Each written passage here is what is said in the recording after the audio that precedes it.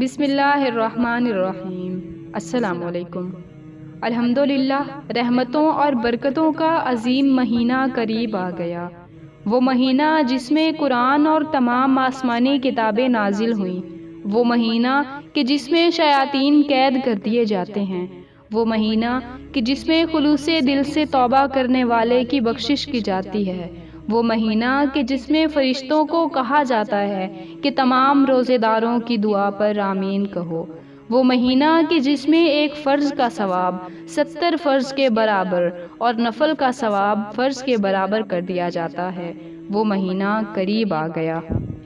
نبی صلی اللہ علیہ وآلہ وسلم نے فرمایا، جب تم رمضان کا چاند دیکھو تو روزہ رکھو، اور جب شوال کا چاند دیکھو تو روزہ افطار کرو، اور اگر مطلع ابر آلود ہو تو 30 روزے پورے کر لو۔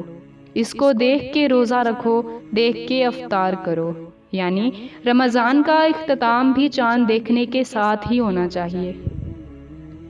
حضرت طلحہ بن عبید اللہ رضی اللہ تعالیٰ عنہ سے روایت ہے کہ رسول اکرم صلی اللہ علیہ وآلہ وسلم جب نیا چاند دیکھتے تو یہ دعا پڑھتے: بسم اللہ الرحمن الرحیم، اللہم احلہ علینا بالیمن والایمان والسلامۃ والاسلام، ربی وربک اللہ۔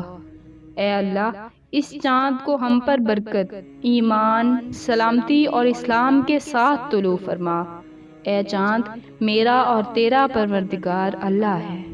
دوسری دعا یہ ہے: اللہ اکبر، اللہم احلہ علینا بالامن والایمان والسلامۃ والاسلام والتوفیق لما تحب وترضى، ربنا وربک اللہ۔ اللہ سب سے بڑا ہے۔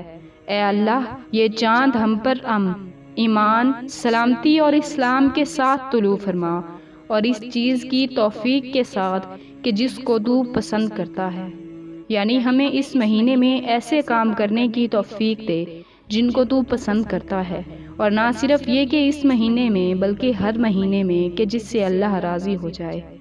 ہمارا اور تیرا رب ایک ہے۔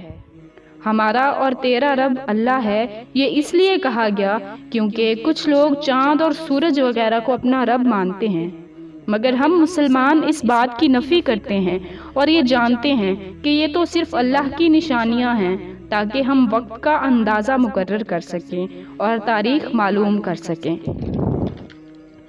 دعا ہے کہ آنے والا یہ رمضان ہمارے لیے ایسا مبارک ہو کہ اس میں اللہ تعالی ہم سے خوب راضی ہو جائے اور ہماری دنیا و آخرت خوب سنور جائے۔